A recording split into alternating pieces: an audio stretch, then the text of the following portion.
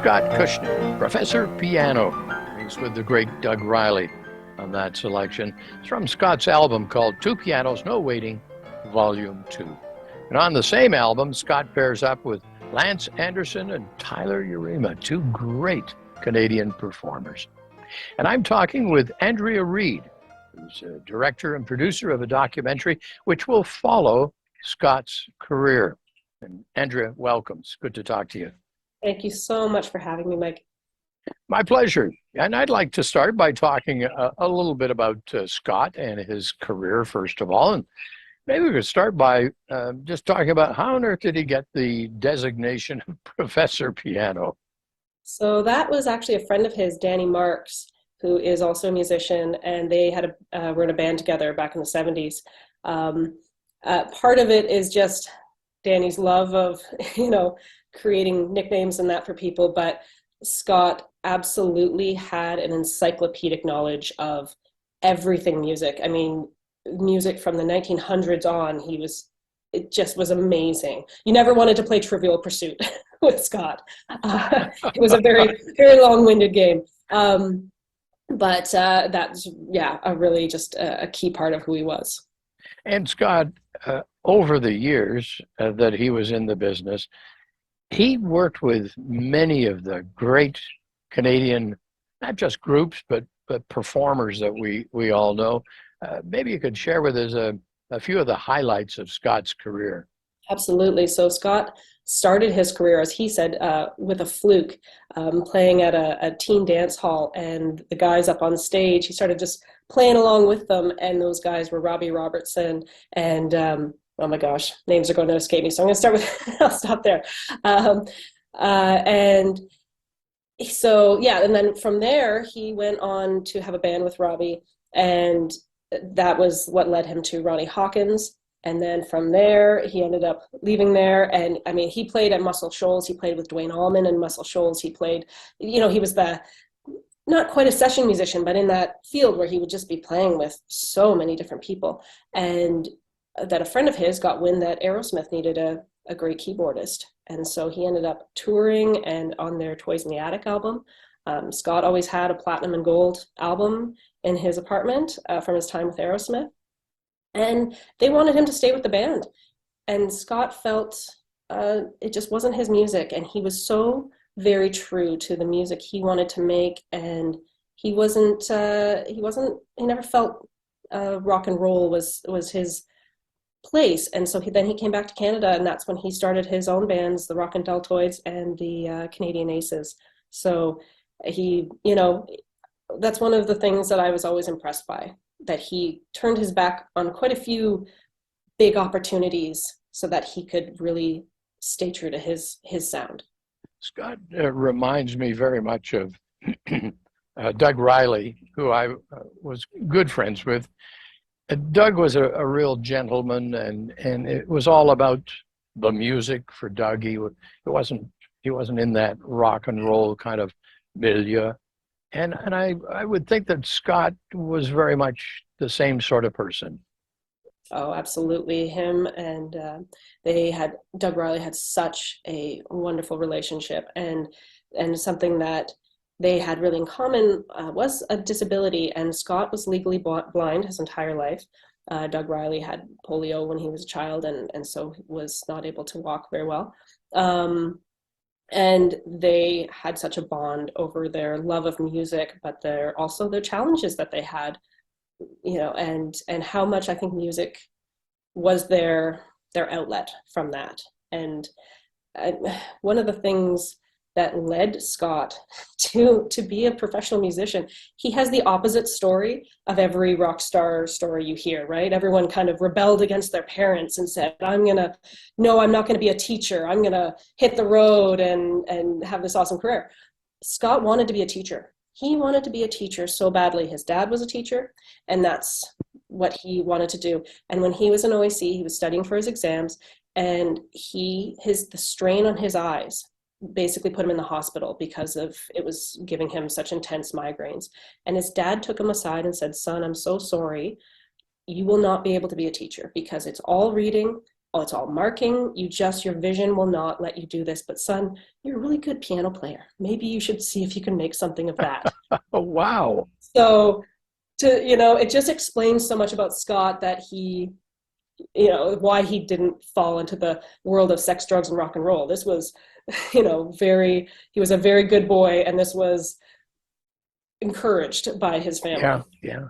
Now, Scott, by your own words, was one of the nicest people in the music world.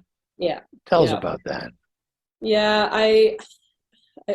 Picking a title for a film is so challenging, and I had a lot more that were very more succinct and nice.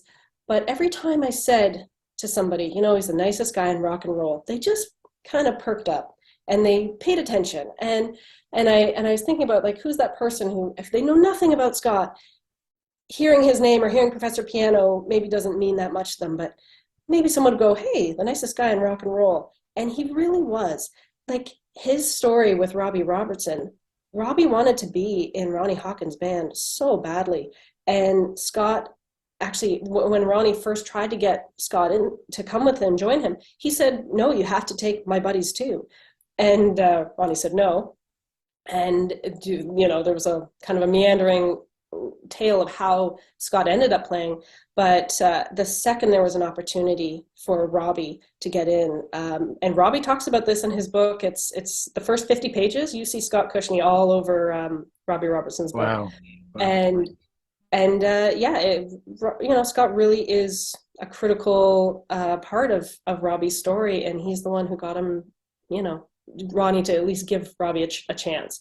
And there are so many, I mean, I will, be clear, Scott wasn't the nicest guy in the world. He had all of the quirks and difficulties that you expect from a very talented musician. And people will all tell you about that. However, anyone who knows him and all of his, bandmates and close friends will all tell you he was still such a worthwhile person. And a time spent with him, even a bad day, was still a good day with, having spent it with Scott. And he always gave so much of himself and was just such a joy to be around, even if he was having a musician kind of high-low meltdowny moment. It was still, he was still always so worthwhile. And it just so my documentary is The Nicest Guy in Rock and Roll is Missing, and I think that sums it up pretty well.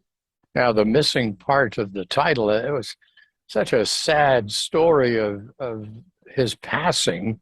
Maybe you could share that with folks, how that all came about. Yeah, so I guess I should circle around. I sort of weirdly ended up in a bit of a caregiver role for Scott. I met him when I was about 27 and he was 70, and I became a piano student of his. And just in being that, kind of going to his place every day and just seeing some of the challenges he was having, that I was just, young and energetic enough, maybe naive enough, I don't know. I just dove in head first and said, hey, I can help this guy. I can get him some gigs. We can get him out of his place. We can, do all of these great things. And we did a lot of them. It was a lot harder than I, thought it would have been. But as I say, it was always worthwhile. And so fast forward 10 years later, I am now really a key person. I'm the person who sees him the most. I see him on a biweekly basis at the least. I take him to appointments. I did all of those things.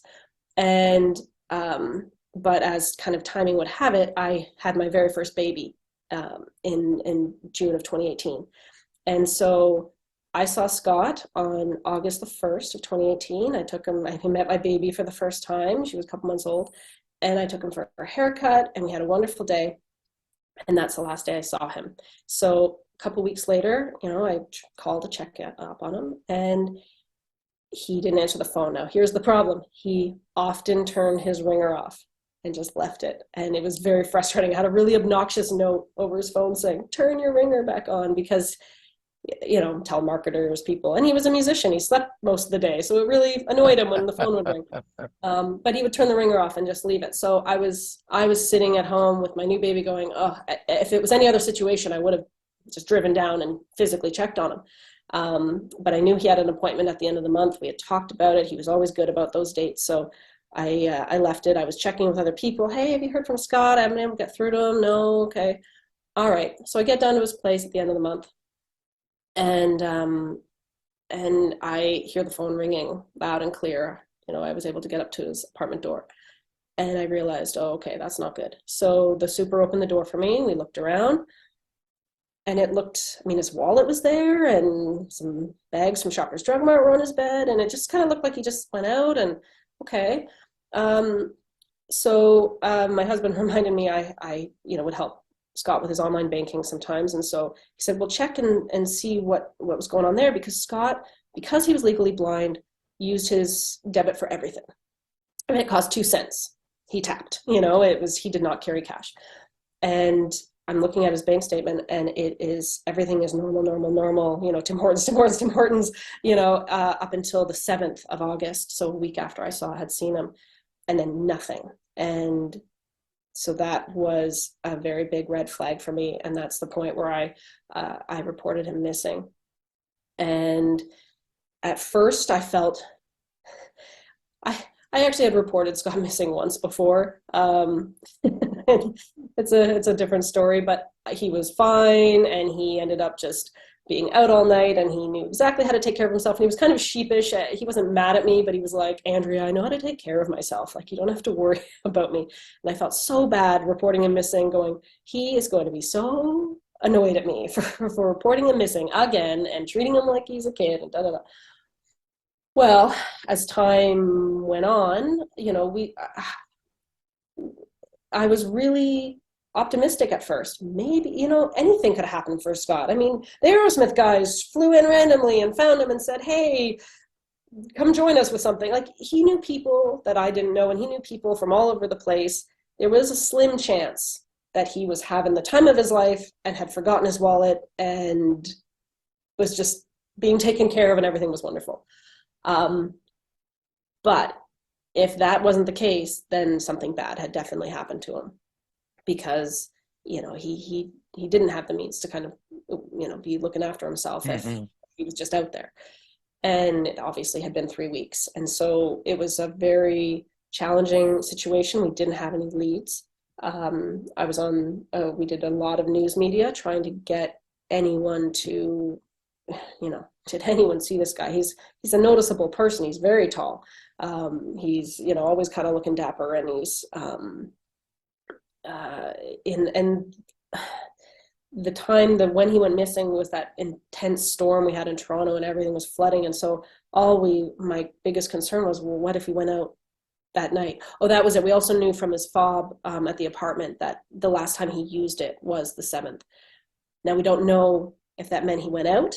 We don't know what time he left the building, because the fob comes on the way in. So we know that the last time he entered the building was the 7th.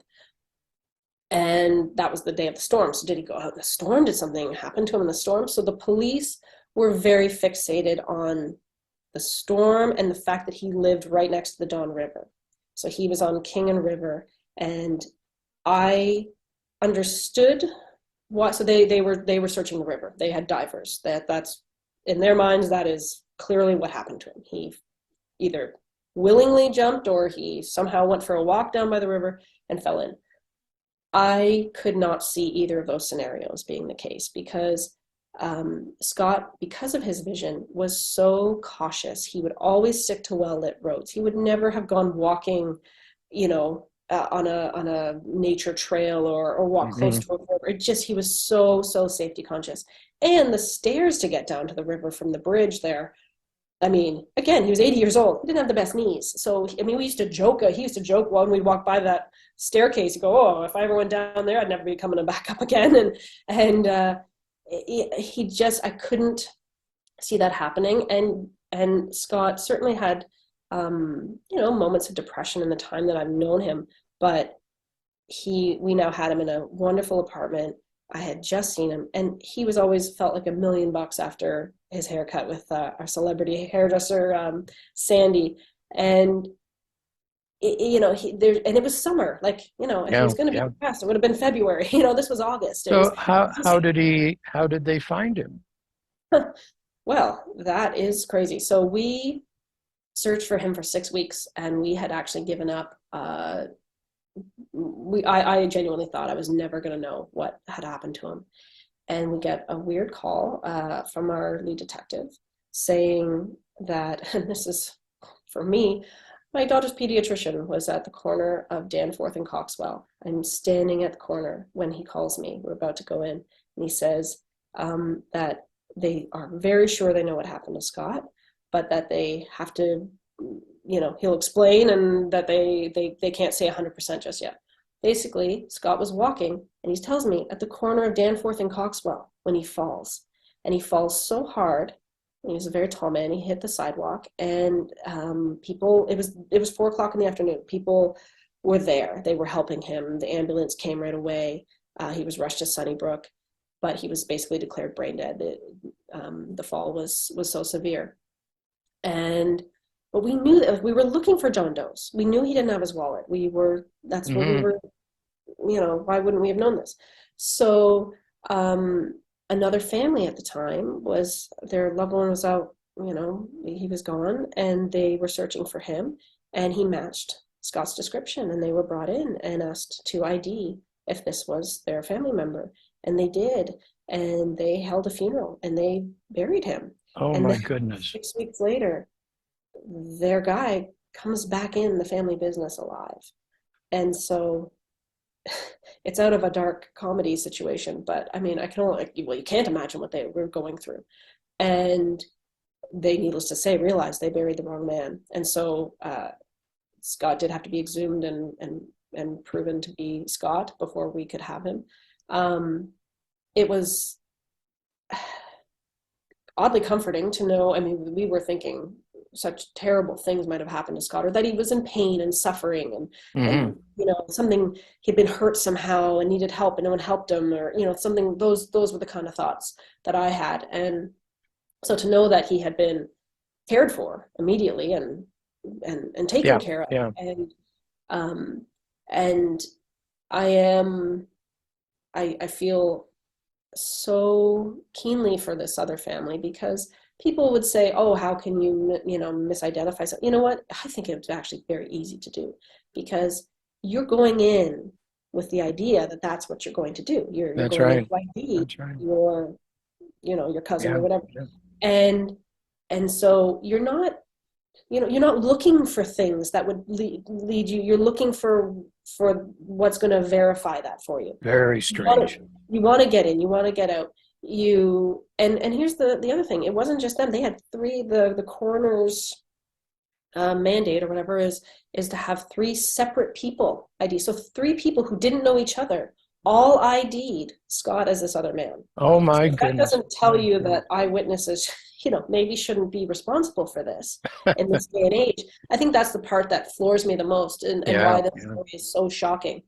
There's no kind of excuse. There's no reason why this should have yeah. happened in 2018. An We, amazing story. It really yeah, is an amazing yeah. story.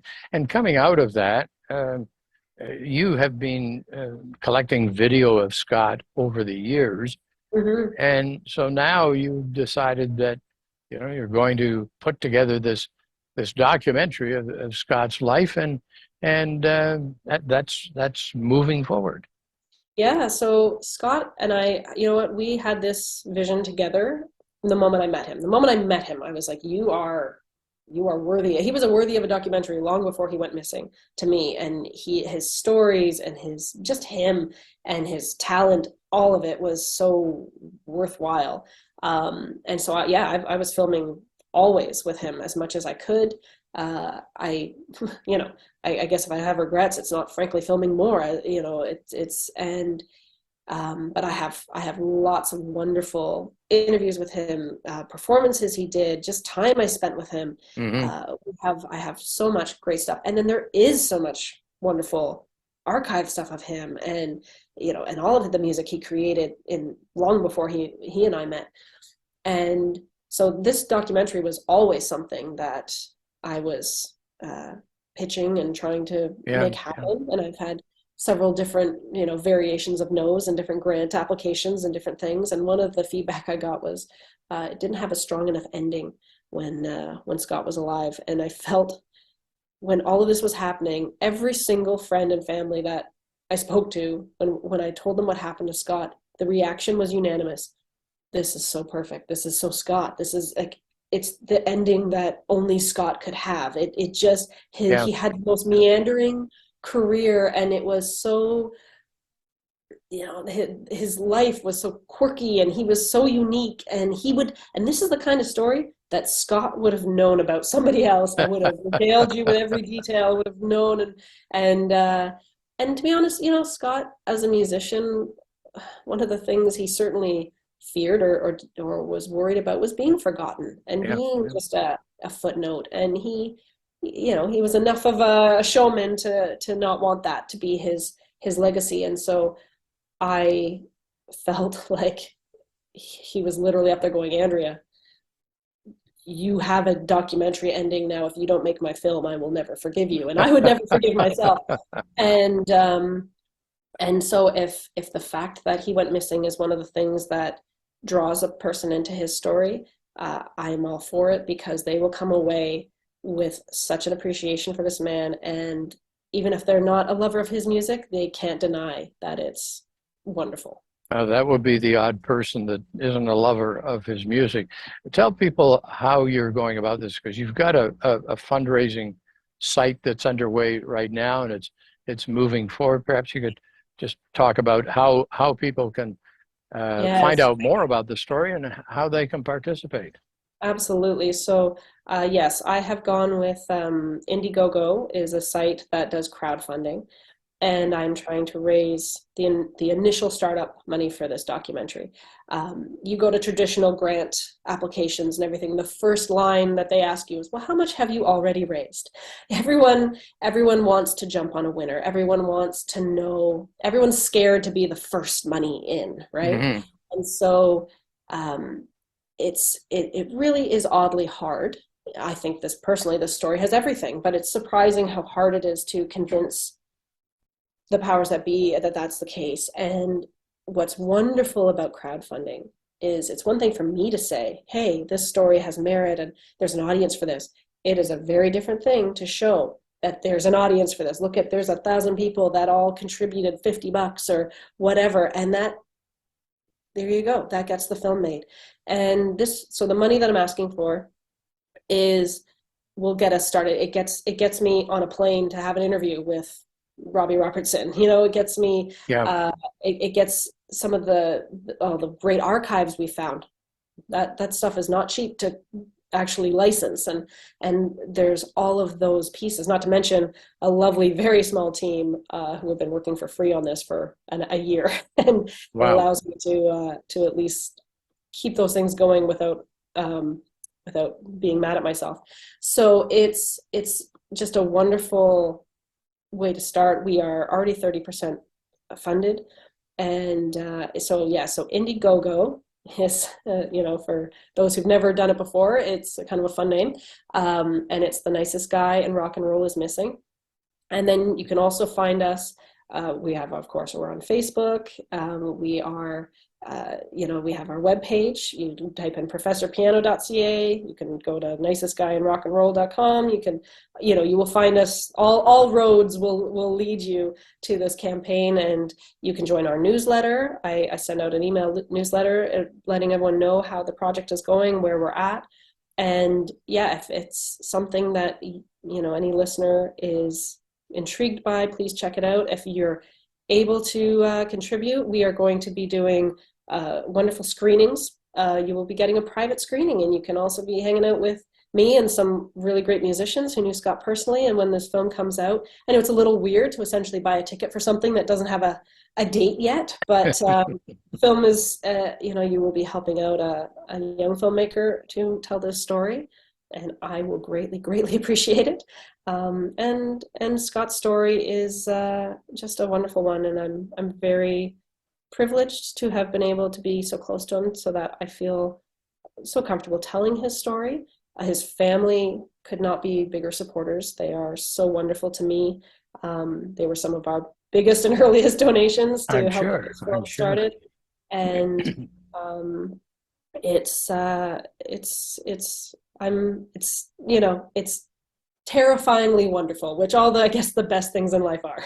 Which I think happens to a lot of documentary makers, you know. Yeah, And sure. Andrea, I want to thank you for joining me today and sharing the story of Scott and your work to date on the documentary.